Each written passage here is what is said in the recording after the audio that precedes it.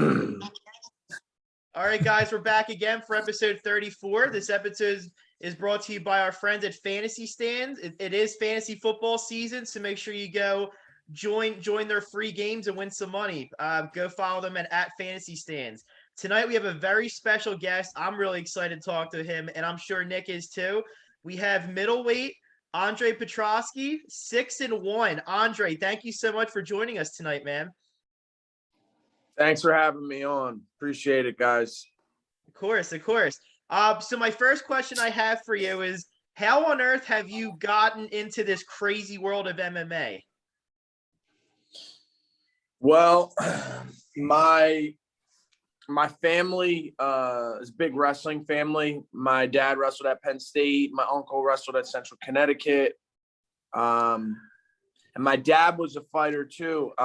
He had a couple boxing matches, and he wrestled at Penn State, like I said, and he ran a karate gym. And I hated karate. I just didn't have the patience for it. But nonetheless, we would always watch like WEC, like back in the day. We watched the old school fights, and I remember watching Uriah Faber fight Jens Pulver. It was like WEC before UFC had a 135-pound division. And I was just like, I was obsessed, man. And, I wanted to fight back then, but my dad kind of just, kind of steered me away from it. It was like, look, focus on wrestling for now, be a fan first. And that was kind of, instilled in me. That is awesome that you have come from a family wrestling background, man. That is awesome. That also leads to my next question too. So, I guess you could consider me a college athlete, even though I played community college baseball, which doesn't mean anything. So I kind of know the vibes of, I guess, community college baseball. Nick was a collegiate soccer player. I have also worked with college basketball and also college football players with all my internships at Temple University. But what were the college vibes like when you were wrestling and all? Man, I went to 3 different schools. I wrestled at 3 different schools. I started at University of North Carolina at Chapel Hill. I had a full scholarship there. That was awesome, honestly. I really loved it. We had a great team, a lot of good teammates. Man, we had some pretty good coaches too. Overall, I'd say it was a very good experience. I got in some trouble and I didn't get kicked out of school, but I basically was put in a position where it was like, all right, I'd lost part of my scholarship, and it was like kind of just like, you can take out a loan and go to school there and stay there and go to school, or there was always another school that would have given me a full ride.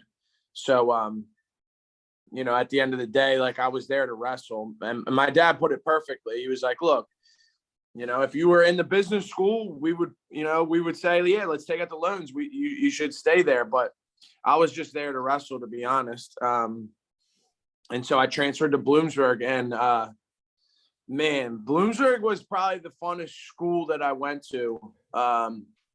Wrestling was really hard, to be honest. We had a really tough coach. We worked extremely hard, probably the hardest of any team I've ever been on. We were dry all season. We didn't drink all season. It was tough, man. It was really hard. Staying there all winter break. It was tough. That was really hard. But once nationals was over, I ended up leaving there after 1 year, but after nationals, we had 2 months left of school. And dude, I had so much fun for those 2 months. Bloomsburg was a great school. It was 7-2 girl to guy ratio. Oh, wow. It was a party school. It was a good time. All right, great. Yeah, no, I heard awesome Bloomsburg heard stories. A lot of crazy stories at Bloom, so nothing is really when I was at, surprising me. When I was at Bloom, they had the block party, which was infamous. Block party is huge. And that year they had it all over the newspapers in Bloomsburg that they bought this SWAT truck. The township of Bloomsburg put up they somehow raised like $700,000 to buy this SWAT truck. It had like bulletproof, all this crazy shit. And there was a big ass party in on like the frat row. And they came in with the SWAT truck, and they were just kind of just like trying to get everyone to leave and to like expel. It was a big crowd, and they tried to get them expelled. And so they weren't leaving. So they start throwing like, it wasn't even smoke bombs. They were just like fog, just to scare everyone. And dude, everyone just started fucking throwing beer bottles at the SWAT truck, like fucking this SWAT truck up. Yo, in the newspaper, this $700,000 SWAT truck had flat tires and a broken windshield, and it was all over the newspaper in Bloomsburg. $700,000 SWAT truck ruined. That's wild. That's so funny. And then the front page of the paper was the kids running from the smoke. Oh, it was great. A lot of my buddies were at that one, dude. I remember that like vividly. Yeah, that's so fucking funny. That's awesome. So I usually like to ask this. So I come from like a boxing background, so I usually cover a lot of boxers, but we are Philly all day. So we do love our Sean Brady. We do love the Dawkins brothers that always show us love. We love Pat Sabatini, and we also love you too. Hell yeah. But yeah, of course. So I really do enjoy this question. So talk about your amateur background, your achievements, and when did you know that you're ready to go professionally in MMA? As an amateur, I was 7-1 in MMA, and then I was 2-0 in kickboxing. Oh wow! So I had a pretty long amateur career. I had a lot of amateur fights. Honestly, I just like couldn't stop partying, to be honest. And then when I finally did, that was when I went pro. I went pro in I think October of 2018. So it's been 3 years. But yeah, really when I stopped like really partying, and like it really wasn't pretty at the end, to be honest. Gotcha. Okay. Yeah. All right. Cool. All right. And that also leads to my next one. So I like to talk about the nerves, but you look like a guy that just has the perfect poker face, and we would never know if you were nervous before a fight at all. But let's talk about your pro debut. You made it on CFFC card 54 against Jesse Stokes. You had a nice choke submission. But prior to that, were you nervous at all, or was it everyday business because of the long amateur background that you had? So that was my first amateur fight. That was my first. Oh, I'm sorry. Okay. No, honestly, if I've been nervous for fights, I'm not gonna act like I'm some fucking special guy. I've been nervous for fights, but for that fight, I was training at a jiu-jitsu school for like a couple months, and there was a kid at the gym that was fighting, and I was like, dude, that's awesome. Like, how do I do that? And he was like, just message this guy, blah, blah, blah. I messaged him. They got me an opponent, and it was in like 28 days or something. So that's when I walked into an MMA gym and was like, hey, like, I have a fight. Like, can you guys get me ready?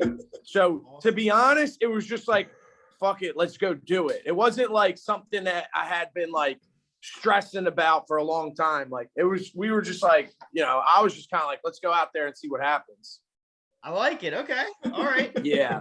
All right. And then we'll speed it up a little bit through your MMA pro and all. So I did want to ask this. Where were you when you got the call from your coach or manager that they wanted you to fight your teammate on The Ultimate Fighter, Michael Gilmore? So I'm in the Acme in Springfield. I love it. And my phone rings, and I'll usually never answer random numbers, but for whatever reason, I was like, I'm going to answer this. And so I answered. He's like, hey, it's Mick Maynard. Like, I just was wondering if you could make weight in a week. And I'm like, of course. And he's like, all right, I'll get back to you. And then I hang up. It was like a 5-second conversation. And I hang up. I'm like, what the fuck? Yeah, what just a random number from Texas. I'm like, why are they calling me? Why didn't they call my manager? 2. And I'm like, 3, like, that was definitely a prank phone call. Like, because I get like mad hate messages on Instagram. So do you really? Like, damn, dude, they roast me on Instagram. Wow, that is crazy. Dude, I love it. I think it's hilarious. So, anyways, I thought it was fake. And then like an hour goes by, I'm like, I'm going to call my manager. So I called my manager and he's like, yeah, we're about to go into the matchup meeting now. And I thought that they were going to give me like Urbina. And they were like, no, Trayshawn's out. And I was like, all right, give me the rematch with Battle for the finale. And they didn't want to do that. But he's like, nah, but we got you a fight with Gilmore. And I was like, fuck it, let's go. Let's do it. Okay. Now, was that very predictable? Because obviously, you guys are living in the house. So like you basically know him inside and out. So was that like an easy fight for you, or do you think that Michael kind of made it a little tough for you when you were in there? I think stylistically it was a very favorable matchup for me, but I think the fact that he knew me helped him, to be honest, because when I was game planning for Battle, he was my main training partner. So like, I mean, he knew me like the back of his hand. Right. When we were getting him ready for his fight, it was one day. Like one day, he only had 1 day's notice to prepare for Urbina. So like, I was his like dummy for 1 day. He was my dummy for like 2 weeks. You know what I mean? Yeah. Where like, so he knew everything that I did to fight an orthodox fighter. He knew exactly like how to give me problems. Gotcha. Okay. Yeah. No, I mean, it seemed like it was easy work because you looked phenomenal, man. Like whether taking him down or just giving him shots to the head, like you really did your thing in there. I was very impressed. Thank you. Yeah. Now I did want to ask this too. I am excited to see you, as long as you don't get no call short notice to join any UFC cards, but you are going to be doing the grappling league. I'm really excited to check you out on October 29th. So I know you did it back in July. I wasn't able to go because I went to the Phillies game instead. I'm sorry about that. But how did you enjoy the grappling league? I love it, man. It's just fun. It's not like, it doesn't feel like my career. You know what I mean? Like when you're fighting, like it's like your job, your livelihood, everything's on the line. With this, it's like fun. You know what I mean? Like I get to just go out and do what I enjoy and like have a good time. And we're excited, man. We're trying to get a real big name opponent for that night. Yeah, we're looking forward to that. Awesome. Yeah, I will be in attendance. I'm trying to get Nick to come. I have no idea what the hell his schedule's like, so we'll see if Nick attends too. Is it a Friday? Yes, it is. It is a Friday. 7? I think so. Yeah, I think it's at 7. Might be able to, mate. Might. All right. Yeah. Might be able to squeeze that in. Yeah. Busy guy over here, Andre. All right, so I'm gonna wrap up my questions with 3 fun ones, and then I will give it to the MMA junkie Nick. He'll be asking you all kinds of crazy questions about the fight game. So my first question is, if you could choose a movie actor to play you about your life inside and outside the ring, what current actor in Hollywood would you want to play you?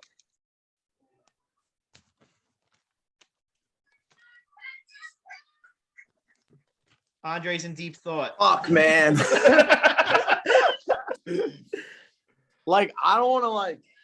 Wasn't expecting this question. He wasn't. I know. This is like my favorite question to ask all the fighters. I already have it for you, Andre.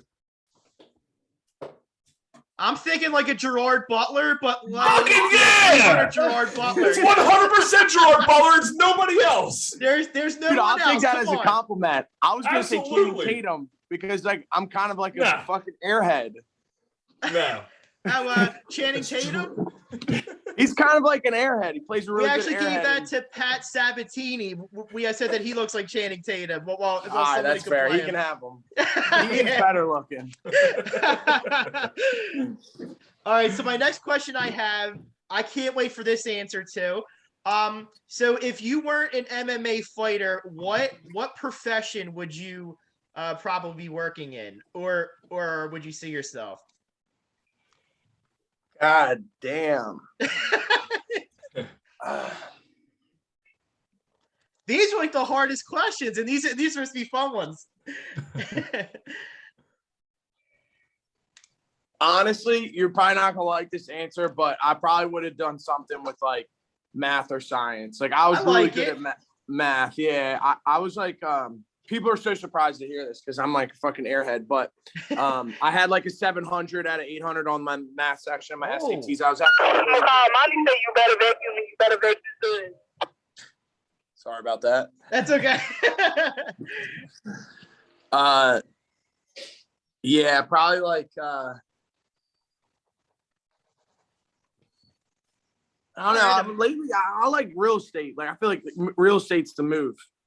I probably would have got a business degree and went into real estate. Okay. Awesome answers. I actually saw you as like a veterinarian. I could see you as like a veterinarian. All right. That'd be interesting.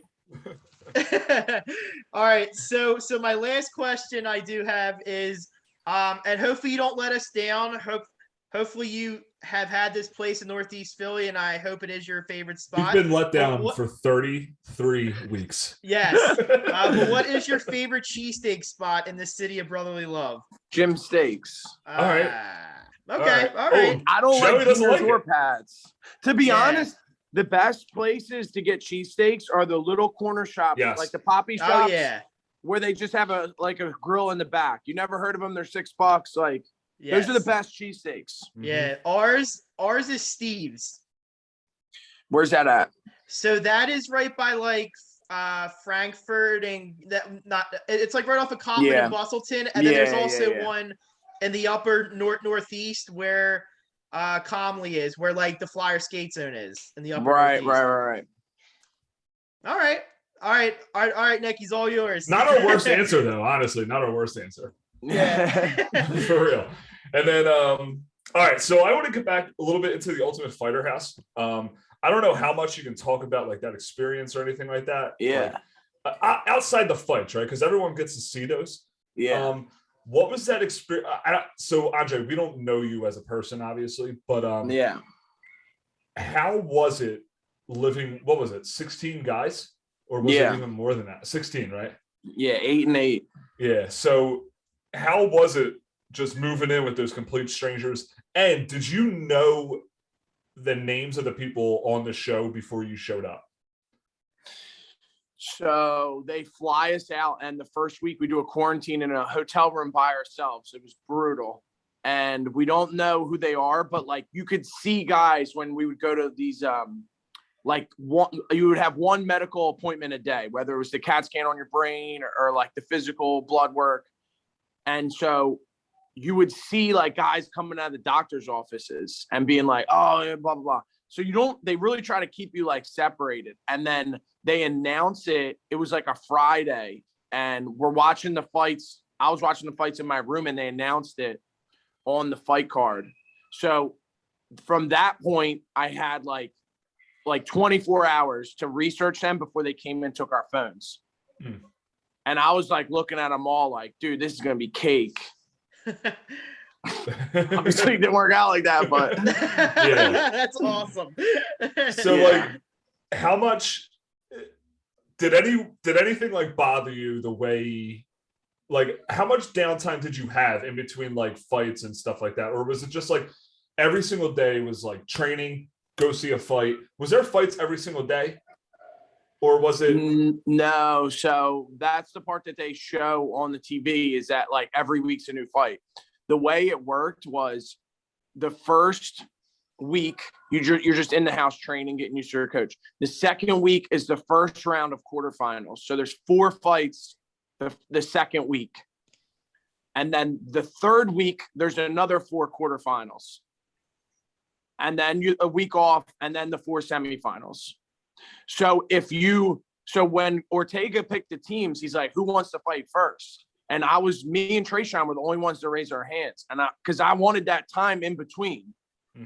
Because I know, like, if you get busted up and then you got to fight like 2 weeks later, like you're still going to be busted up. So I fought the first week, and then there was 4 more quarterfinals, and then a week off, and then the semifinals was all 4 semifinals was the same night.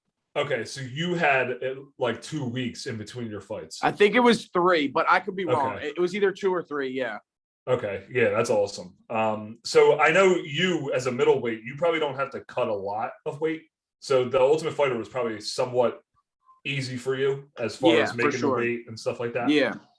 Because I was actually a little like taken back after your UFC debut when you said to Paul that you can make 170, and I was like, holy shit, like this fucking dude's a monster. Like the TV does make you look big. It does, yeah. You know, I'd be watching like, damn. You know, and then it got me thinking, like, after watching you fight, I was like, holy shit, man. Like, think about the local guys in the Philadelphia area. Like, we might have the most in the UFC right now. Like the local to Philly, you know, the Philly, Jersey, whatever. There's 7.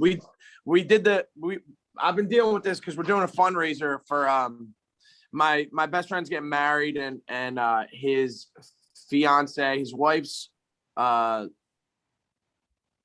what's the best man for a woman called? The maid of honor. The maid of honor. Oh, sorry. Yeah. Sorry. Jesus. I was way off. The maid of honor had like breast cancer. So we're doing a fundraiser. So Kyle Dawkins donated his duffel bag from his last fight, and we're all signing it. And there's 7 fighters from Philly. So awesome. I'm taking it around, get all 7 fighters to sign it. Oh, nice. Oh, great. Right. That is awesome. So it's me, Kyle, Chris Dawkins, Pat Sabatini, Jeremiah Wells. Yep. Sean Brady, and Bill Algio. I forgot about Algio, right? Yeah, we did too. We did too. He's out there in King Prussia.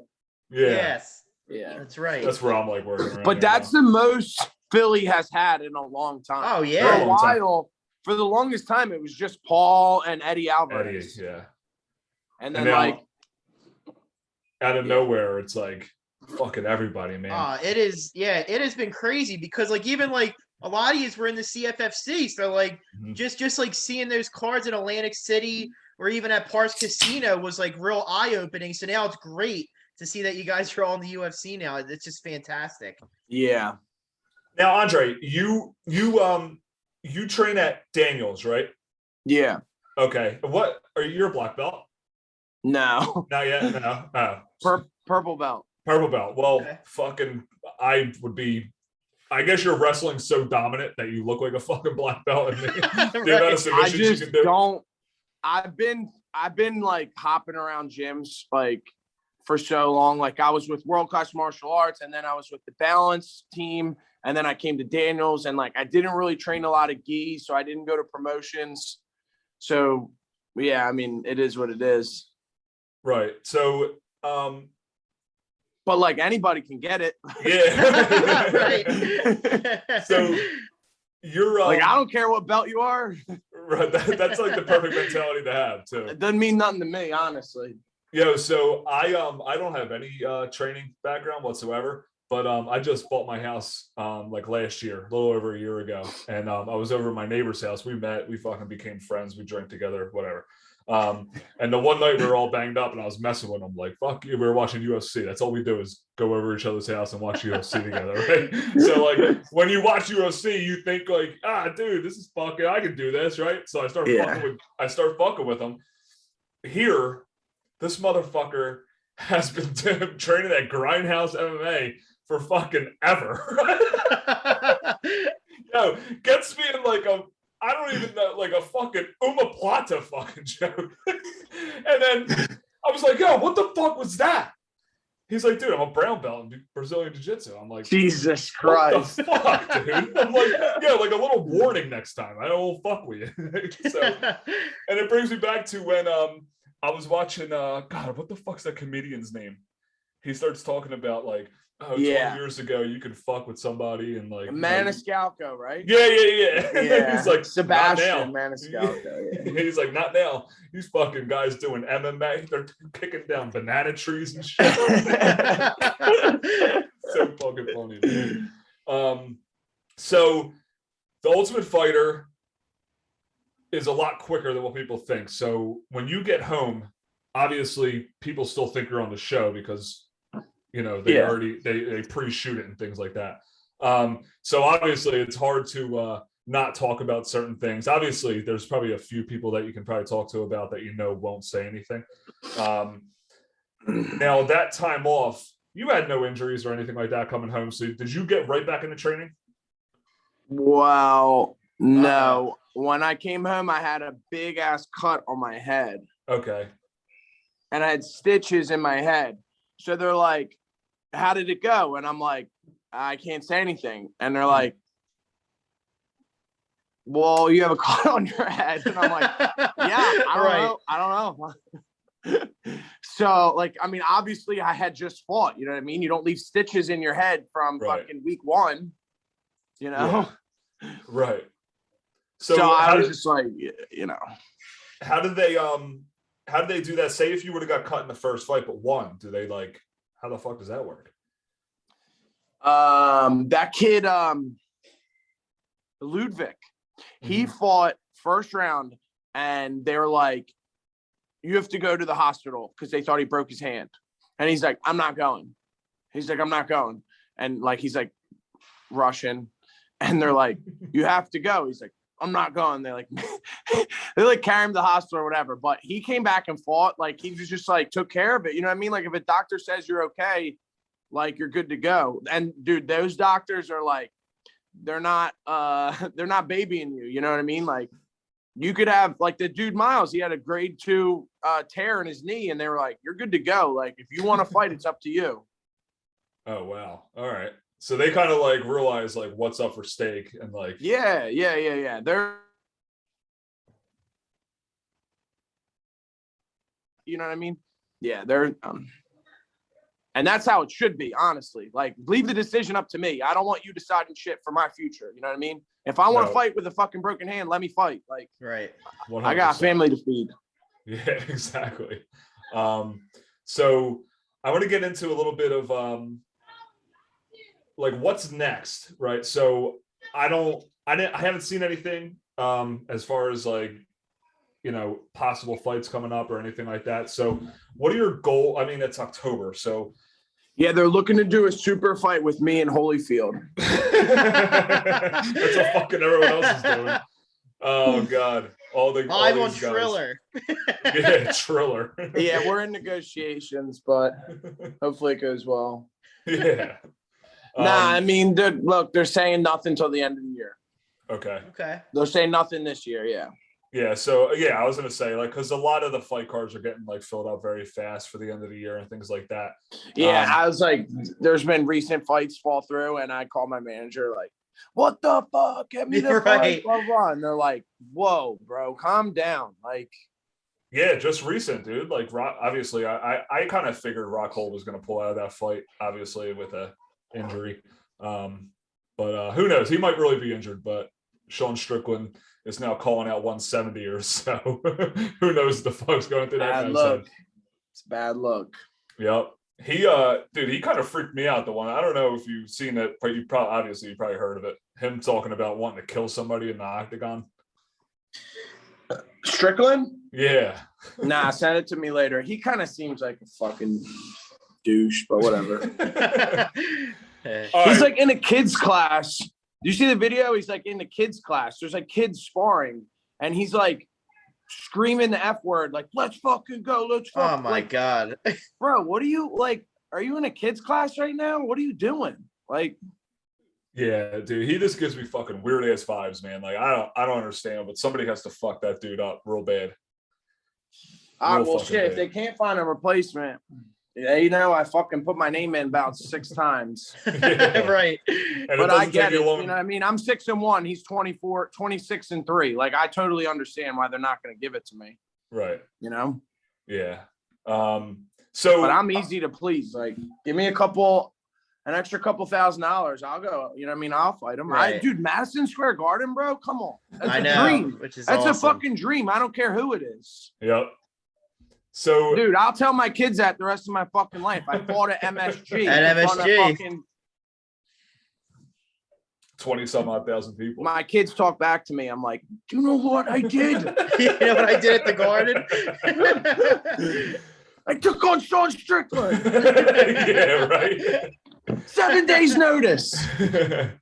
So how long does it take you to make 185? Because it doesn't seem, you don't seem like depleted when you're on the scale or in the I can make it in 24 hours. If you give me 24 hours notice, I'm good to go.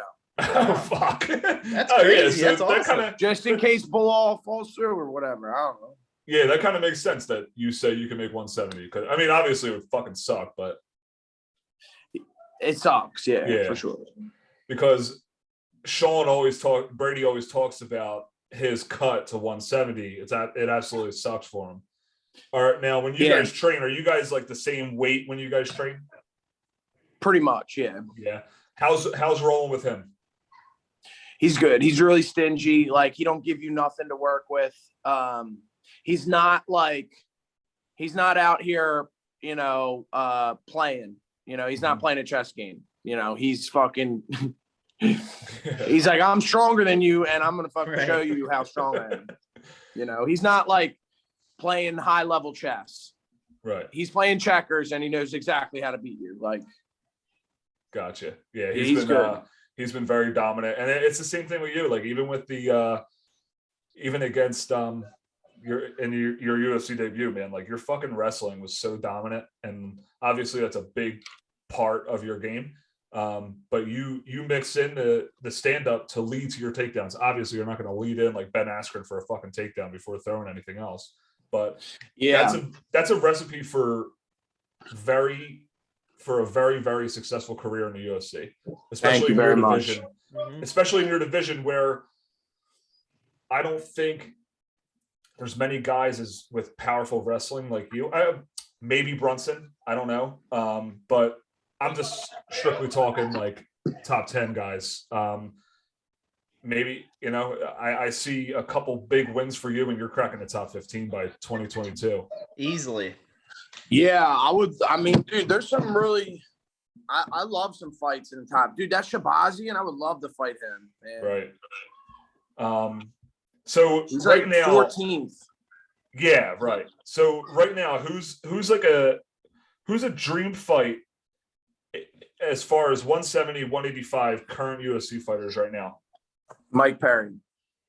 Oh wow. Oh, Perry. Okay. Is there like a background to that, or?